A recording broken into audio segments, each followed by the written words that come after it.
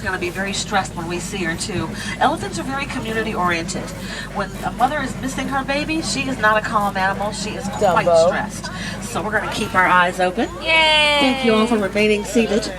We're going to listen to some music. I'm going to turn on a little music here for the ride. Africa's got a great Swahili top 40 radio station. Enjoy. I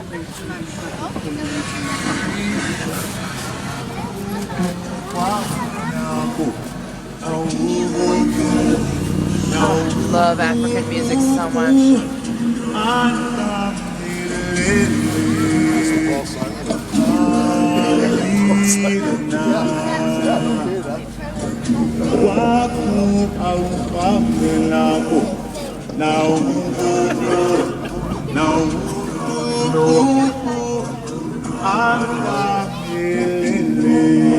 Road closed.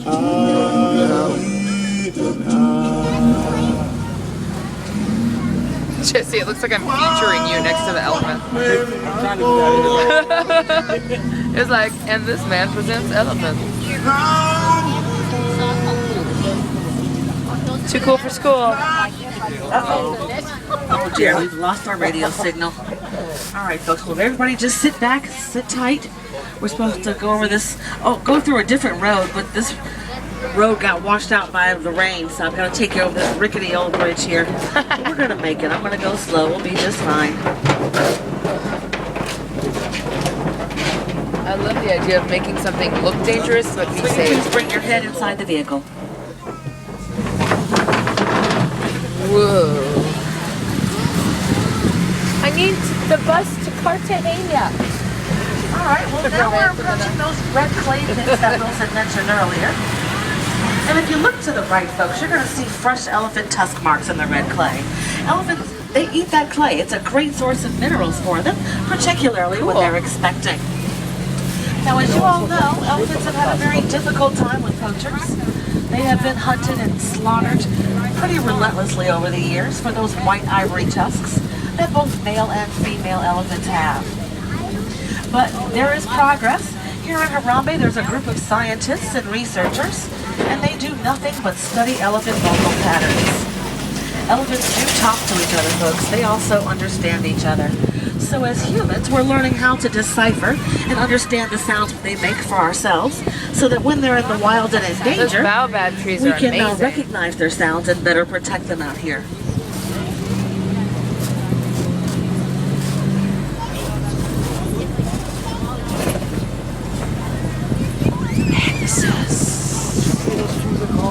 Baobab? Yeah. Now over here to the left, this is a watering hole where greater flamingo gather.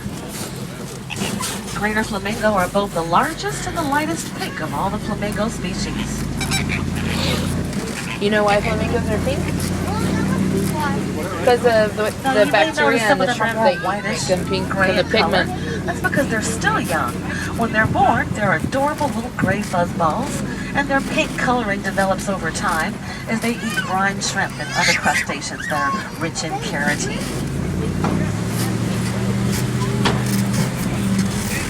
Now we saw the black rhino just barely as we entered the reserve. We're going to head now into white rhino territory. And I want to clear up a common misconception about the white rhino. They're not really white. Their name was derived erroneously from the Afrikaans word "veit," and "veit" means wide. They've got very wide, broad mouths that they use to pick up grass from the ground. That's how they eat. As opposed to the black rhino, who has more of a narrow, pointed hook lip that they use to pick leaves out of trees.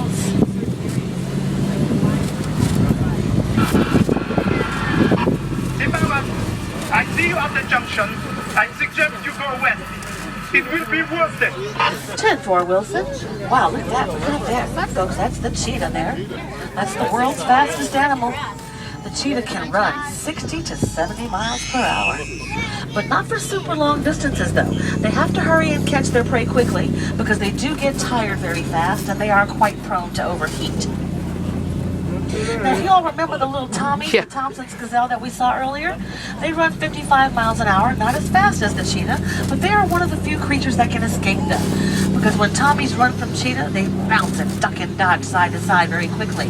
And when you're running 60 to 70 miles an hour, folks, it's going to be very difficult to make a sharp right turn. In addition, cheetahs are daytime hunters. They rely more on their very keen eyesight for hunting their prey, rather than their sense of smell like most big cats.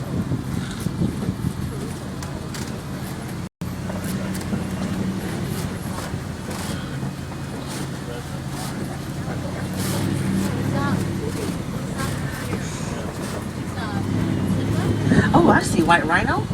As I curve, folks, you'll see him over here to the right. Now up on that hill there, that's the ostrich. That's the world's largest and fastest bird species. The ostrich cannot fly, but they can run 40 miles an hour. Now those two brown creatures that are walking out there, folks, they're called bontebok. And I am devastated to tell you, folks, there isn't a single bontebok left in the wild.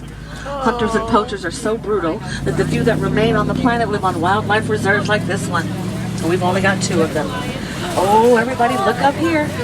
Look at what we have over here, ladies and gentlemen. These are the lions. Lions rest for 18 to 20 hours a day. Now, it is the male lion's job from this high elevation here to watch over all the animals in the jungle. He is the king, after all. And from up here, he protects his own pride. It's the lady lions that do all of the hunting so that everyone in the pride can eat. And the lionesses work together, cooperatively in groups at night. As such, lions' nighttime vision is 6 times more powerful than that of humans. Really? Amazing. I guess that's why they're reflective eyes. Now, I see ostrich eggs on the ground to the left here, folks. Each one of them weighs 3 pounds. 1 ostrich egg is the equivalent of 2 dozen chicken eggs. Now here's the white rhino. Folks, look way out there to the right. You'll see those gray creatures with the curly, twirly horns. That is an endangered desert antelope. They're called addax. Folks, their bodies are so acclimated to desert conditions. The addax can go its entire life and never drink a single drop of water. They get their moisture from food. And sadly, because of poachers, there are fewer than 500 of them left in the wild. Poachers are horrible people. Let's burn them. Oh, that Spanish moss, that's not never. Oh, no. What do you think, folks? You want to help me take down some poachers? Let's get them! All right, let's go get them. Hold on, everybody. Hold on. Whoa. Okay, change of plans, folks. We're supposed to go up this path to the right here, but the poachers have busted our gate open to get in, so we're going in after them. Everybody keep your eyes open. Oh my gosh, a geyser. The poachers are heading east. Keep going, and you drag them to my patrol. Over. We don't need no stinking is on the case. All right, folks, it's going to get bumpy, but we're going to catch them. Hold on, everyone. Whoa! Whoa! Whoa! Oh, no, Wilson, this is Simba 1. I've just spotted the poacher's camp, and I see elephant tusks and rhino horns. They've been at it again, Wilson, but they just abandoned their camp. I repeat, the poachers have abandoned their camp. They're on the move, Wilson, and we're right behind them. Over. Look at that. You drop them right into my patrol. What's the word on that mom and baby elephant, Wilson? The poachers friends, but they won't get far. We located them. Oh, the Thanks to you, baby! they are now both safe. Asante Sana, We're everyone. gonna save him! 10-4, Wilson. We're glad we could help. That's great news. I have to go now. We have to get this baby elephant back to its father. Roger that, Wilson. Simba 1 is over and out.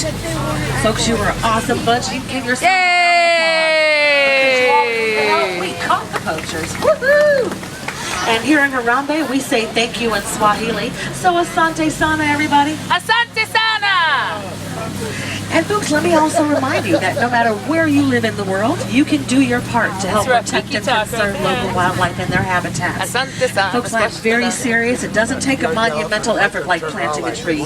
But We remember, rule. when you pick up a single piece of litter, you made a big difference. When you plant a flower, just because you think it looks nice, folks, you made a big difference. Please remember that, everyone. Now, unfortunately, we've been thrown off our scheduled 2-week journey having to catch those lousy poachers. So I'm going to take you folks back here to the warden's post 13 days early. Sorry, everyone. But did you all enjoy your safari? Yes, ma'am. Excellent. My name is Lisa. It was a pleasure to have you folks on board. And here in Harambe, we don't say goodbye. We say kwaherini.